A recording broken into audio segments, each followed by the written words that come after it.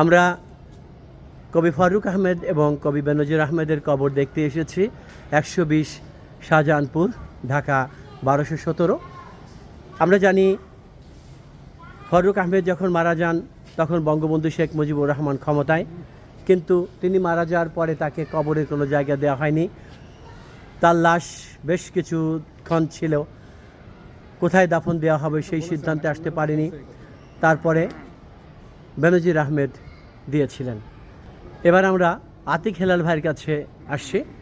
আতিক হেলাল ভাই, আপনি এই দুজন কবির কবর দেখতে এসেছেন, আমরা একসাথেই এসেছি। আপনি আপনার অনুভূতি এবং কিছু স্মৃতিচারণ করেন। ধন্যবাদ কবি রবিউল মাশরাফি, আপনার উদ্যোগেই আমরা এখানে আসতে পেরেছি, আপনাকে ধন্যবাদ। আমাদের আসলে এই যাপিত জীবনের যে ব্যস্ততা এবং ত্রস্ততা এবং সময়ের যে সংক্ষিপ্ততা অনুভব করি বা মনে করি, সেটার কারণে আমরা আসতে পারি না এই ধরনের মহতি কাজে। আজকে এটা শাহজাহানপুর এলাকা, আমরা ছিলাম হাসপাতালের রুফটপে ছিলাম একটা অনুষ্ঠানে, সেখান থেকে এসেছি। পাশেই মির্জা আব্বাস মহিলা কলেজ, যারা আসতে চান তাদের জন্য সহজ হবে এই জায়গাটা। এটা বেনজির এস্টেট এবং এই মাদ্রাসাতুল বেনজির, অনেক সুরম্য একটা মসজিদ এখানে আছে, মাদ্রাসা আছে। আমার ছেলেরা আমি দেখছি পড়াশোনা করছে, তাদের শব্দ পাচ্ছি, লেখাপড়ার শব্দ পাচ্ছি। দৃশ্যটা দেখে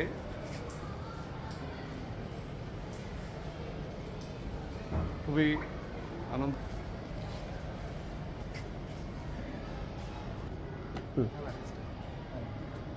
ওপর থেকে আমরা কবিদেরকে জানি, সাধারণত আমাদের পূর্বসূরি যেসব কবি আছেন তাদের আমরা জানি, তারা অনেক জীবনানন্দ দাশ থেকে শুরু করে, নজরুল থেকে শুরু করে, জীবনানন্দ দাশ থেকে শুরু করে কবিদের আপনার শেষ দিনগুলো অত্যন্ত কষ্টের মধ্য দিয়ে গেছে। তাদের মৃত্যুটা অনেক বেদনাবিধুর হয়েছে। এবং নজরুল, আপনি জানেন, জীবনের অধিকাংশ সময় তিনি চলৎশক্তিহীন ছিলেন।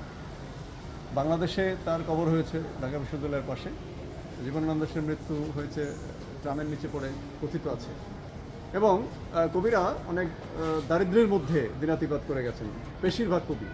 আমরা জানি কবিরা একটা কাঁধে ঝোলা ঝুলিয়ে আকাশের দিকে তাকিয়ে কবিতা লেখেন, তারা স্মার্ট হন না। কিন্তু আজকে এই সর্দার আব্বাসকে দেখলে মনে হয় যে না, কবিরাও স্মার্ট হতে পারে। এখানে যারা আছে দেখুন আপনাদের চেহারা, তো সেই চৌকস স্মার্টনেসের একটা বিরাট বড় উদাহরণ এই বেনজির আহমেদ আমাদের জন্য করে গেছেন। ফারুক আহমদকে আমরা অনেকেই ইসলামী রেনেসার কবি বলে থাকি, কিন্তু তিনি একজন চৌকস স্মার্ট এবং আধুনিক একজন কবি ছিলেন।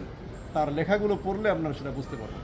আমরা ইসলামী রেনেসা বলে এটা ভালো কথা, কিন্তু অন্যরা তাকে একটা গণ্ডিবদ্ধ একটা জায়গায় আবদ্ধ করার কাজে অপব্যবহার করেছে এই বিষয়টাকে।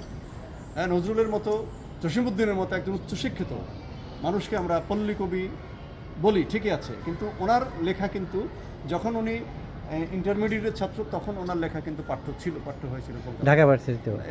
এই যে বিষয়গুলো, এখানেই কবিদের স্মার্টনেস। এবং এই কবিরা গোয়াল মাহমুদ বলেছেন যে সব কিছুতে নাক গলাবে, অর্থাৎ এটা ইতিবাচক অর্থে কথা বলতে চেয়েছেন। তো বেনজির আহমেদের এই স্টেটটা দেখে কবিদের সম্পর্কে যাদের ভ্রান্ত ধারণা আছে, এবং তারা আপনারা এসে এটা দেখে, চাক্ষুষ দেখে প্রমাণ পাবেন যে কবিরা কত স্মার্ট ছিলেন, কবিরা কত চিন্তাশীল এবং দূরদর্শী সচেতন ছিলেন যে আমি প্রজন্মের জন্য কি রেখে যাচ্ছি। এই যে স্টেট রেখে গেছেন, এটা কিন্তু এখন জনহিতকর কাজে ব্যবহৃত হচ্ছে। এখানে মাদ্রাসা, মসজিদ, মানে শিক্ষা প্রতিষ্ঠান গড়ে উঠছে। এবং মানুষের এখানে আসার একটা কবি ভবন আছে একটা, অনেকেই জানেন না যে কবি ভবন দাবি করছেন, কিন্তু আছে। অর্থাৎ আমরা যদি একটু এসে এটা ব্যবহার করতে চাই, অবশ্যই ব্যবহার করতে পারবো। বেনজির আহমেদ এই বেনজির দৃষ্টান্ত, মানে নজিরবিহীন দৃষ্টান্ত স্থাপন করেছেন, যেটা তার নামের সাথে সমার্থক। তিনি নিজে বেনজির এবং কাজ করেছেন বেনজির, লেখার মধ্য দিয়ে, তার কাজের মধ্য দিয়ে, তার অবদানের মধ্য দিয়ে, এবং তিনি যে রেখে গেছেন এটা প্রজন্মের পর প্রজন্ম, আমাদের প্রজন্ম এবং পরবর্তী প্রজন্ম, আমাদের উত্তরসূরিরা এই বেনজির আহমেদ এবং ফারুক আহমেদের এই যে আপনার অক্ষয়, যে অমর যে তাদের কীর্তি, সেটা এখানে এসে অনুভব করলে, চিন্তা করলে অবশ্যই বুঝতে পারবেন। এই জন্য তাদের প্রতি আমি কৃতজ্ঞতা জানাই যে তিনি রেখে গেছেন। আমরা সবাই এখানে এসে বারবার এসে আমরা এটা জানার চেষ্টা করব ওনাদের লেখা সম্পর্কে, ওনাদের জীবনাচার সম্পর্কে, ওনাদের চিন্তা দর্শন সম্পর্কে। আপনাকে ধন্যবাদ। অনেক ধন্যবাদ। এবার রফিক মোহাম্মদ ভাইয়ের কাছে যাব। রফিক মোহাম্মদ ভাই, আপনি এখানে অনেকবারই এসেছেন, আপনি কিছু বলেন। আসলে এখানে আতিক হেলাল ভাই যতটুকু বলেছেন, আমার জানা মতে তার চেয়েও বেশি ঘটনা এর মধ্যে নিহিত আছে। কবি বেনজির আহমদ, কবি ফররুক আহমদ যখন মারা যান, তখন আপনারা জানেন যে শেখ মুজিবুর রহমানের শাসনকাল। সেই শাসনকালে মারা যাওয়ার পরে উনি ইসলামী রেনেসার কবি আতিক হেলাল ভাই বলেছে যে একটা গণ্ডিবদ্ধ করে রাখার জন্য অনেকেই সেটা ব্যবহার করে। তখনও ওনাকে সেই তকমা দিয়েই তাকে ঢাকার কোনো জায়গায় মৃত্যুর পরেও তাকে ঢাকার কোনো কবি, দেশ বিখ্যাত কবি, তাকে মানে দাফন করার জায়গাটাও এই সরকার দিতে চাচ্ছিল না। তখন এই বেনজির আহমদ তার বন্ধুকে তার নিজের বাড়িতে জায়গা, তার নিজের কবরস্থানে, তার বাড়িতে, তখন এখানে কবরস্থান ছিল না, তার বাড়ির জায়গা ছিল, সেই তার বাড়ির আঙ্গিনায় তার বন্ধুকে দাফন করার জায়গা দিয়েছিল। এবং তারপরে বিভিন্ন জনের কবর দেওয়া হয়েছে। কিন্তু এর পেছনেও তাকে দাফন করার জায়গা দেওয়ার কারণে সেই সরকারের রুশানলে কিন্তু বেনজির আহমেদ পড়েছিল। পড়তে হয়েছিল। এবং কত বড় খারাপ! এবং সেটার কারণে বেনজির আহমেদের এই স্টেট যে দেখতে পাচ্ছেন, তার চেয়েও ও মানে ওই যে কমলাপুর থেকে শুরু করে ওই যে শাহজাহানপুর এখানে আছে একটা পুলিশ বাড়ি আছে, ওই পর্যন্ত পুরাটা জায়গা ছিল এই বেনজির আহমেদের দাদা। তখন ওই রেলওয়ের নামে ওই জায়গাটাকে পুরাটা একোয়ার করে নেয় সরকার। একবার করে নেওয়ার পরে বেনজির আহমদের আর বাপ দাদার জায়গা বলতে আর কিছুই ছিল না।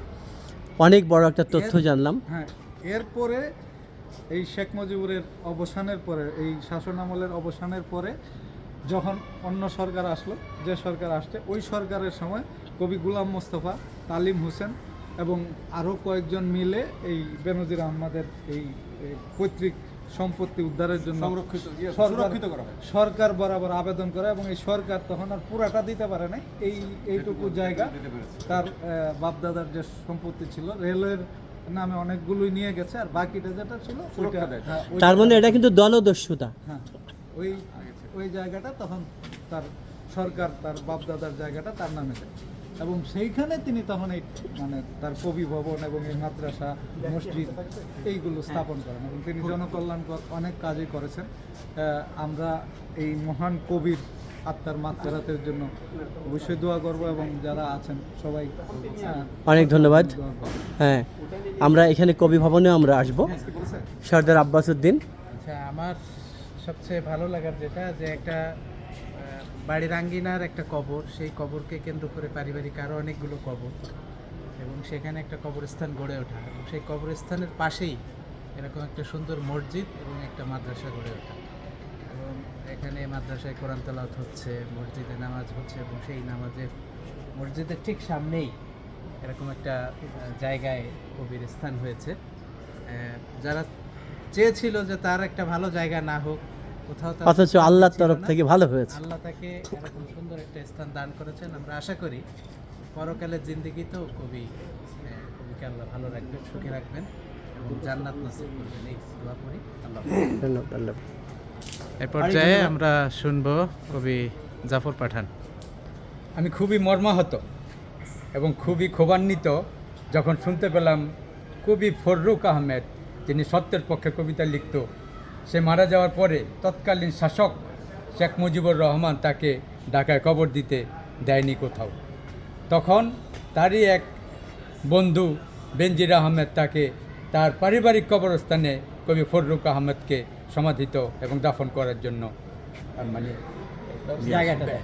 জায়গাটা দেয়। তো সেই আমরা একটা জিনিস এখানে দেখতে পারলাম, সেটা হলো যে একটা দলান্ধতা একটা মানুষকে কত নিচু পর্যায়ে নিয়ে যায়। যে দলান্ধতা একজন কবি, ফ্রেশ কবি, যার কোনো নির্দিষ্ট কোনো মানে দলমত নির্বিশেষে সে লেখালেখি করে, তার বেলাও একটা দাফন করার ব্যাপারে সেই হিংসাত্মক তার যেরকম আচরণ, দাফন করার ব্যাপারে তার যে ভেটো, এটা একদম নিন্দনীয়, ঘৃণিত। আমি আবারও ঘৃণা প্রকাশ করছি এই ব্যাপারে। আর পাশাপাশি কবি ফররুক আহমেদ একটা সম্মানিত জায়গায় সমাহিত হয়েছে। কবি ফররুক আহমেদকে আল্লাহ বেহেশত নসিব কবুল করুন, আমি সেই দোয়া করছি। আমিন। ধন্যবাদ। অনেক ধন্যবাদ। আমরা এখান থেকে বিদায় নেব। তবে একটি কথা যেটা আব্বাস বলল, যে আসলে যাকে মানুষ অবমাননা করেছিল, আল্লাহ তাকে সম্মানিত করেছেন। এই ঢাকা শহরে যার একটি কবরের জায়গা ছিল না, ফারুক আহমেদের কোনো জায়গাই ছিল না ঢাকা শহরে, তো তার জন্য এত সুন্দর একটি জায়গা আল্লাহ ব্যবস্থা করে দিয়েছেন, এবং এত সম্মানিত জায়গা যে একটা মসজিদের পাশে প্রতিদিন 5 বেলা আজান হচ্ছে। তাহলে আজকে আমরা এখান থেকে বিদায় নেব সবাই। আসসালামু আলাইকুম। এটা কবি ফারুক আহমেদ এবং বেনজির আহমেদের কবরস্থান, মানে কবর আছে এখানে, আরও মানুষের কবর আছে। আল্লাহ হাফেজ।